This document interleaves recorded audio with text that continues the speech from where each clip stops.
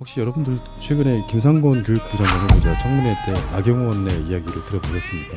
연평해전 죽음을 생각하라라고 그러니까 김상곤 후보자가 세월호 리본을 왼쪽에 이렇게 달고 있었어요. 네. 멋길에. 네. 근데 뜬금없이 연평해전 죽음을 이야기하는 거예요. 와, 사실은요, 우리도 방송으로 이야기했지만 김상곤 교육부 장관 후보자는 사학과 밀접한 연관이 있는 교육 계획의 주체가 될 수 있기 때문에 당사자인 사학 재벌의 가족들은 제척 대상이 되는 게 맞아요. 근데 그 사람들이 청문회하고 있으면서 나경원이 하고 싶었던 이야기는 그런 걸 거예요. 왜 세월호 리본만 달고 있냐. 그러면서 국가와 민족을 위해 죽어간 무슨 연평해전 이런 이야기를 하고 있는 거예요. 오늘 세월호 배지 달고 나오셨습니다. 그러시죠? 예. 저는 세월호 아이들의 죽음에 대해서 매우 안타깝게 생각하고 가슴 아프게 생각합니다. 저희가 안타까워해야 될 죽음은 굉장히 많이 있습니다. 어저께는 연평해전 15주년이었습니다. 6명의 우리의 병사가 죽었습니다. 그때 제2연평해전에서 죽은 장병들의 사망 보상금은 3,048만 원에서 5,742만 원이었습니다.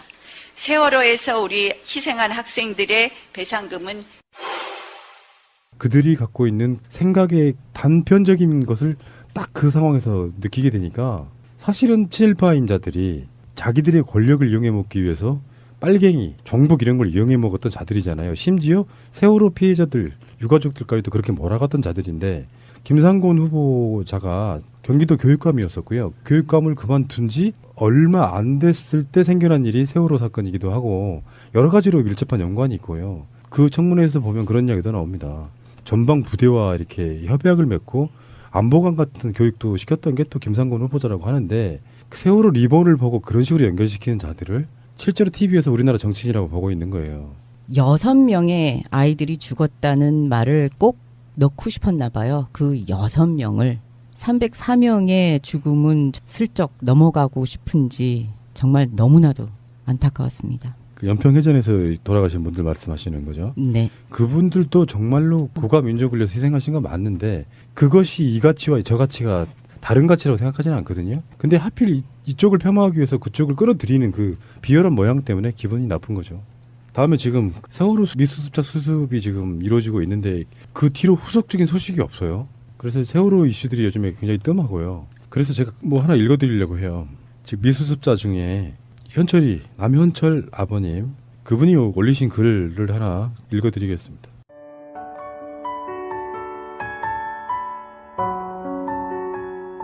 이곳 목포신항에 온 지도 석 달이 되었네요. 배가 인양만 되면 금방이라도 만날 수 있을 것 같았는데 석 달이 지난 지금까지도 나의 아들은 저의 곁으로 돌아오지 않네요. 석 달 동안 한결같이 오늘은 아이를 만날 수 있을 것을 설레임과 미안함으로 기다렸건만 나의 아들은 아직도 이 못난 아빠를 외면하네요. 아직도 화가 덜 풀린 건가요? 아님 생각하기 죽어도 싫지만 자꾸 내 머릿속 한 구석을 찌르는 생각이 더욱 불안해서 요즘은 부쩍 새벽까지 잠을 설칩니다. 오늘부터 장마가 시작된다네요. 비가 오면 우리 아들이 추울 텐데 지금도 아빠로서 아들에게 해줄 게 없어서 미안합니다. 3년 전 4월 16일에도 해줄 게 없었고 3년이 지난 오늘도 아빠가 아들에게 해줄 건 아무것도 없네요. 그저 기다릴 뿐. 세상에서 제일 이쁘고 사랑스러운 우리 아들. 아빠가 말이야 하고 싶은 말이 너무 많아. 우리 이쁜 아들 현철아. 네가 나의 아들이라 미안해. 현철아, 아빠로서 해준 게 없어 미안해. 하지만 이 아빠는 우리 현철이가 아빠 아들로 태어나서 너무 좋았고 자랑스러워. 그니까 현철아, 제발 아빠가 아빠 노릇 단 한 번만 할 수 있게 오늘은 꼭 와줘. 아빠와 함께 마지막을 함께 해줄 수 있게 기회를 줘. 첫 부분에 생각하기 죽어도 싫지만 자꾸 내 머릿속 한 구석을 찌르는 생각이 더욱 불안해서 요즘은 부쩍 새벽까지 잠을 설칩니다라고 하셨는데요. 이게 무슨 말인지 대충 아시겠죠? 쓰진 않았는데 그 느낌이 와요. 유실방지도 세월호 유실방지도 원래 처음부터 했다라고 얘기를 했죠. 근데 1년이 지나서 그 특조위 위원들도 이제 잠수부 분들과 함께 현장 조사도 했고 그래서 1년이 지나서 유실방지도 한 걸로 나오고 이제 세월호 인양됐을 때 이제 보셨겠지만 유실방지 없는 창문도 많이 보셨었죠.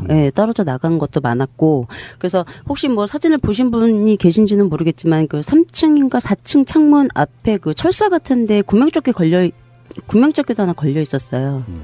그렇게 그런 부분이 있어서 저희도 이제 아버님뿐만이 아니고 저희 그 세월호 진실을 원하는 시민들도 다들 그 부분은 말은 못하지만 걱정을 하고 있죠. 안타깝고요. 사람의 삶에 있어서 사고는 일어날 수 있습니다. 그 사고를 잘 수습하는 거 중요하고요. 그러면서 세월이 지나면서 잊혀져 가야 되는데 진상규명이라는 목표가 남아있는 상태에서 아직까지도 미수습자를 찾지 못하는 그런 가족들이 지금 남아있다고 하면 국가와 사회는 그분들에게 아직도 굉장히 많은 열과 성을 쏟아야 된다고 생각이 들고요.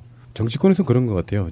얼마 전에 무슨 행사가 있어가지고 박주민 의원한테 제가 그런 질문을 한 적이 있었는데 11월 달에 국회 본회의에 올라갈 수 있는 그 법안에 올라가 있다 그랬잖아요. 그때까지는 아마 정치권이라든지 이런 데서 정중동을 하고 있을 것 같다는 생각이 들어서 더 답답한 거죠. 지금 현안으로서는 미수습자를 찾는 정도 그리고 최근에 제가 본 기사를 보면은 선체조사위원회가 선체조사를 다시 하겠다 정도가 그쪽에서 나오고 있는 메시지인 것 같습니다. 그리고 이제 전에도 한번 다룬 적이 있지만 세월호 추모시설에 관련해서는 지금 안산에서 굉장히 많은 논란들 때문에 세월호 사건에 대한 추모는 하지만 안산에다가 추모시설이 생기는 건 절대 안 돼. 이런 시민들이 좀 많이 계시는 것 같고요. 그렇습니다. 그리고 스텔라 데이지오 그 사건을 그것도 생명에 관한 거잖아요. 지금 현재도 스텔라 데이지오 유가족분들은 바다에서 살아있을 가능성이 있다. 구명벌이 지금 하나가 없어지었고 거기에는 자력으로 생명을 유지할 수 있도록 여러 가지 장치들이 있다. 뭐 그런 점에서 근데 당장 어떤 식으로든지 뭐 이렇게 효율적인 대책을 세울 수 없는 상황. 그래서 그 가족분들이 세월호 광장, 광화문 광장에 나오셔가지고 집회를 갖고 거기를 세월호 유가족분들이 도와주는 그런 모습 보면서 아직 우리나라 아직도 멀었구나.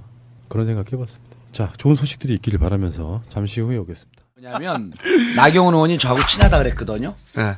그런데 오늘 우리 보좌관이 그래갖고 그 페이스북에다가 글을 썼어요. 청탁한 적 없다고? 그거 거짓말이라고? 자기들은 4년 내내 정봉주 의원 방에 한나라당 의원이 찾아온 유일한 의원이 나경원 의원이에요. 오, 딱 걸렸어! 딱 걸렸어! 유일하게 한나라당 의원이 딱 한 명 찾아왔고 너무 깜짝 놀란 거예요. 그래서 얘들이 지금 머릿속에 돌로 새기듯이 그때 당시 기억을 생생하게 하고 있어요. 돌로요? 그러니까 돌에다가 이게 글을 새기듯이 너무 기억을 정확하게 하고 있어서 나경원 의원이 보도하는 걸 보고 지금 최영희 의원실의 보좌관인데 페이스북에 올렸어요. 우리가 4년 동안 정봉주 의원 모시면서 유일하게 단 한 번 온 거예요. 전무후무한 일이에요. 그리고 원래 당을 치명적인 매력이 왜 그래? 그래서 친하다 그랬어요. 친하니까 왔단 말이에요. 와갖고 이러저러한 얘기 하잖아요.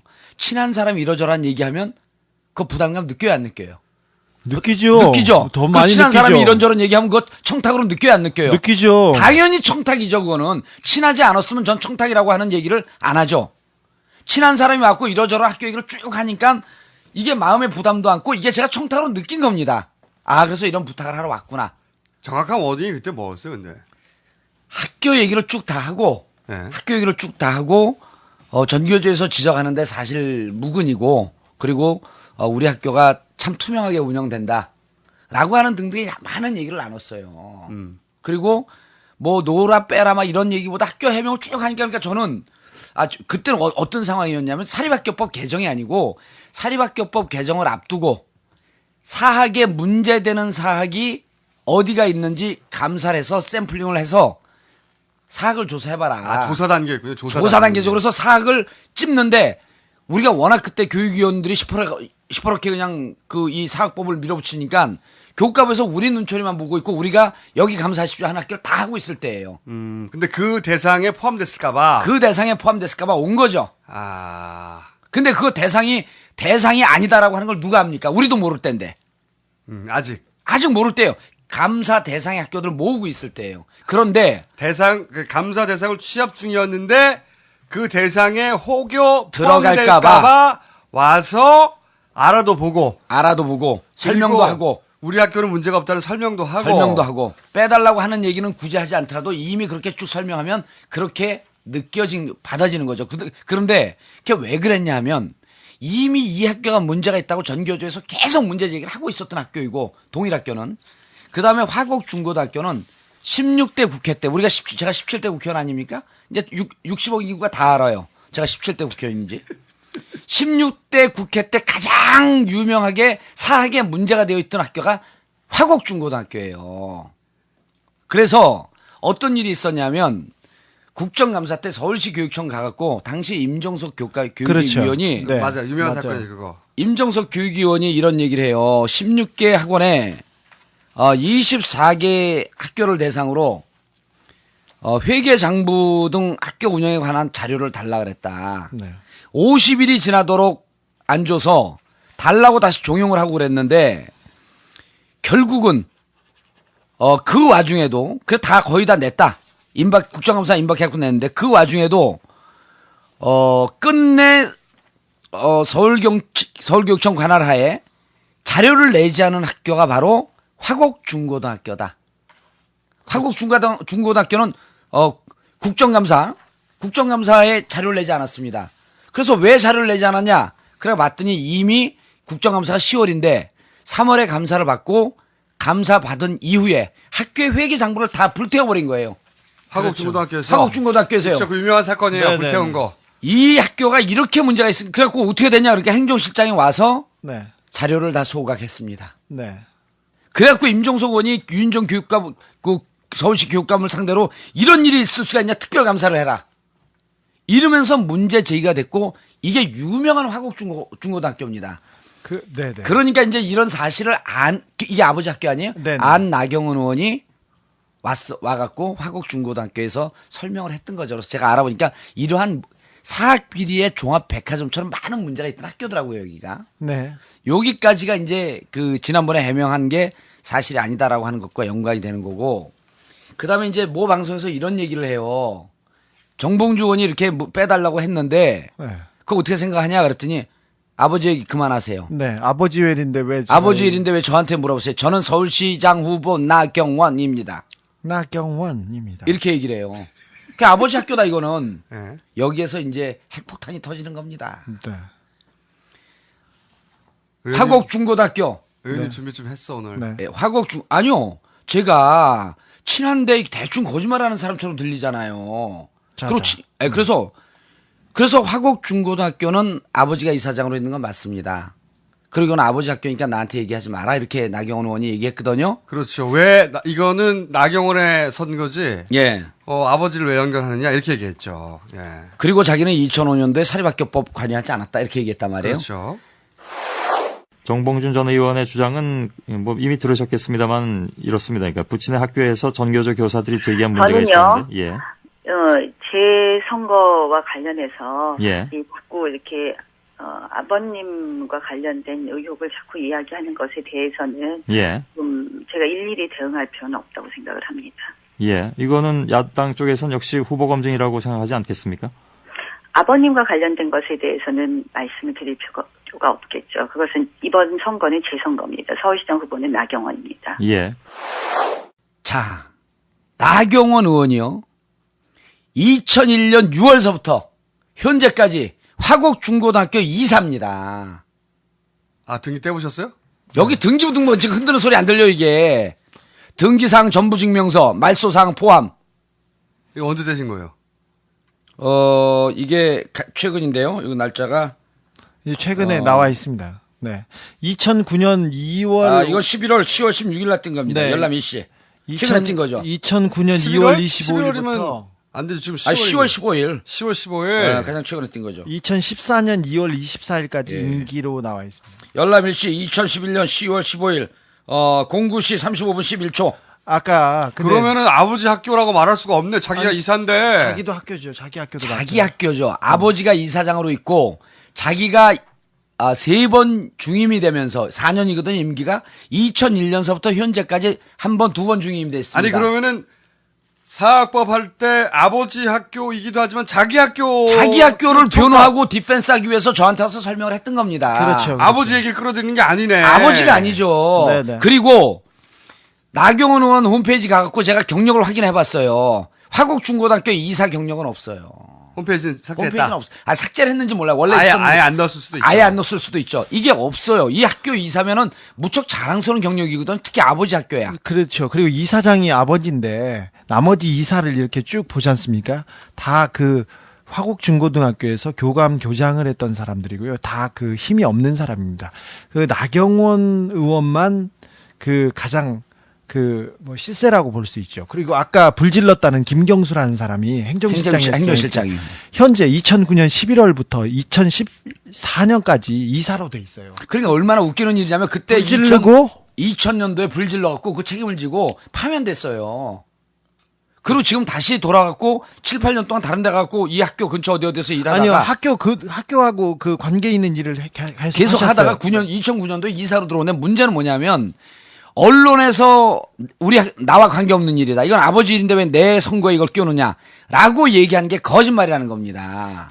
이거 큽니다. 이거 큽니다. 왜냐면은 이 얘기 할 때마다 나경원 후보는 아버지다. 아버지 그렇죠. 일이다. 네. 왜 끼워넣느냐 여기다가. 그렇죠. 그렇게 얘기해갖고 아버지 일이 아니라 자기 일이네. 예. 네. 자기 일이에요, 자기 일. 그래서 이건 네거티브가 아니고 이건 검증이네요. 이건 검증이죠. 그리고 이거는 여기서 두 개의 그 빅 그레이트 거짓말을 해야 되는데 첫 번째 사립학교법 때 자기는 관훈 토론에서 이렇게 얘기하잖아요. 자기는 오해를 받을까봐 의총에서도 발언하지 않고 교과에도 가지 않았다. 네. 그런데 저를 찾아왔어요. 아주 친한 저를. 그리고 저는 압박감을 느끼고 청탁으로 느꼈어요. 교육위 간사인. 교육의 간사이고 그냥 간사입니까? 삼선 의원급 초선 간사인데 제가 딱 교육에 뜨면요 평균 온도가 5도가 떨어져요. 다들 왜요? 벌벌 떨었고. 에이 진짜 말이 하도 썰렁해서 그런 거야. 그리고 두 번째 이게 불거지니까 정봉주 의원과 친한데 암만 선거라도 이건 너무한다. 네. 그리고 아버지 검증 아니냐라고 손모 교수, 손석희 교수죠. 손석희 교수가 그 얘기 하려니까 그만하세요. 내 얘기인데 나경원입니다. 난 나경원 후보입니다. 내 얘기를 하세요. 아버지 얘기하지 마세요. 근데 이 학교는 아버지 학교가 아니라 지금까지 이미 11년 동안 자기가 이사로 있는 자기 학교입니다. 그리고 아버지 학교이기도 하지만 자기가 이사로 있는 가장 위력한 영향력을 행사하고 있는 차기 이사장이 될 가장 큰 가능성이 있는 사람 나경원. 이거 검증에 딱 걸렸어요. 이렇게 거짓말을 하고 이런 사람 이거 문제 있는 거 아니에요? 아니 거짓말한 거야. 그러니까 아버지 학교 아니에요 이거. 아버지 학교임과 동시에 내가 이사로 있는 아버지의 학교만 한 건 아니다는 거죠. 그렇죠. 정확하게 말하면 본인 학교이기도 하다는 거죠. 그렇죠. 오히려 이렇게 얘기를 했어요. 아버지 학교로 잘못하시나 본데 아버지가 이사장이고 제가 이사입니다. 그리고 이사로서 우리 학교가 이러이러한 문제가 있었고 가서 설명을 했습니다. 이러면은 깨끗이 끝나는 거죠. 아니 깨끗하진 않아요. 비리 학교에서 우리 학교예요. 그렇게 하면은 나경원입니다. 그리고 이거 안 행정실장이 되죠. 그때 당시에 2000년도에 이거 소각시킨 거는요. 교육계 전무후무한 비리의 금자탑입니다. 네네. 금지다. 자, 근데 그리고 현직 이사로 와서 떵떵거리고 있습니다. 아버님, 그분이 올리신 글을 하나 읽어드리겠습니다.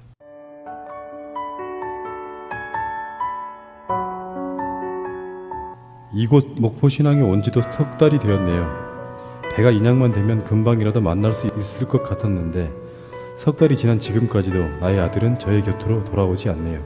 석 달 동안 한결같이 오늘은 아이를 만날 수 있을 것을 설레임과 미안함으로 기다렸건만 나의 아들은 아직도 이 못난 아빠를 외면하네요. 아직도 화가 덜 풀린 건가요? 아님 생각하기 죽어도 싫지만 자꾸 내 머릿속 한 구석을 찌르는 생각이 더욱 불안해서 요즘은 부쩍 새벽까지 잠을 설칩니다. 오늘부터 장마가 시작된다네요. 비가 오면 우리 아들이 추울 텐데 지금도 아빠로서 아들에게 해줄 게 없어서 미안합니다. 3년 전 4월 16일에도 해줄 게 없었고 3년이 지난 오늘도 아빠가 아들에게 해줄 건 아무것도 없네요. 그저 기다릴 뿐. 세상에서 제일 이쁘고 사랑스러운 우리 아들, 아빠가 말이야 하고 싶은 말이 너무 많아. 우리 이쁜 아들 현철아, 네가 나의 아들이라 미안해. 현철아, 아빠로서 해준 게 없어 미안해. 하지만 이 아빠는 우리 현철이가 아빠 아들로 태어나서 너무 좋았고 자랑스러워. 그니까 현철아, 제발 아빠 노릇 단 한 번만 할 수 있게 오늘은 꼭 와줘. 아빠와 함께 마지막을 한 성을 쏟아야 된다고 생각이 들고요. 정치권에서는 그런 것 같아요. 얼마 전에 무슨 행사가 있어가지고 박주민 의원한테 제가 그런 질문을 한 적이 있었는데 11월 달에 국회 본회의에 올라갈 수 있는 그 법안에 올라가 있다 그랬잖아요. 그때까지는 아마 정치권이라든지 이런 데서 정중동을 하고 있을 것 같다는 생각이 들어서 더 답답한 거죠.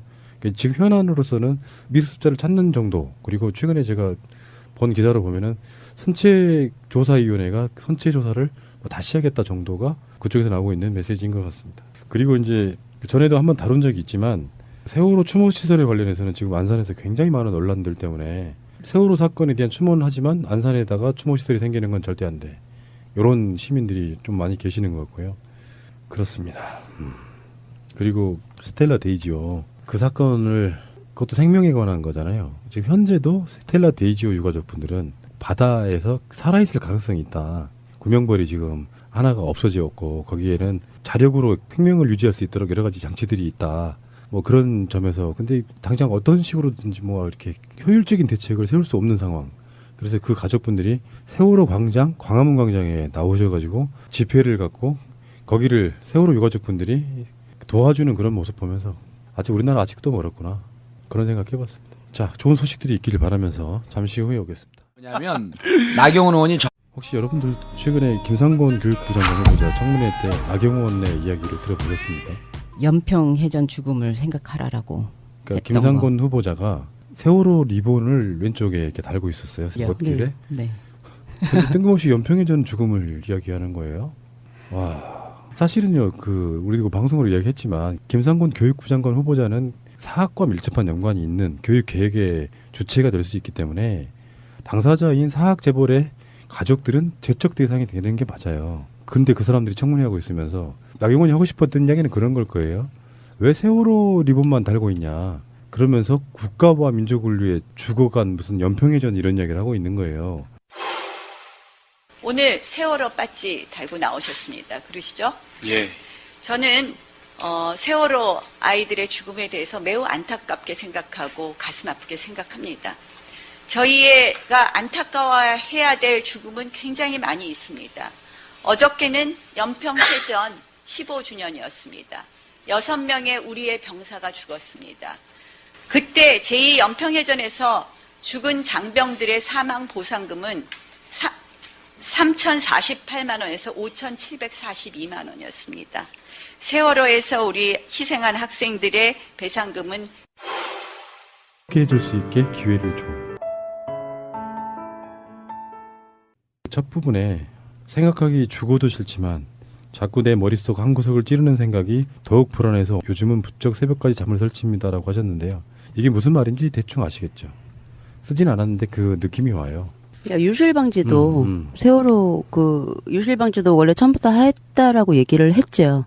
근데 1년이 지나서 그 특조위 위원들도 이제 잠수부 분들과 함께 현장 조사도 했고 그래서 1년이 지나서 유실방지도 한 걸로 나오고 이제 세월호 인양됐을 때 이제 보셨겠지만 유실방지 없는 창문도 많이 보셨었죠.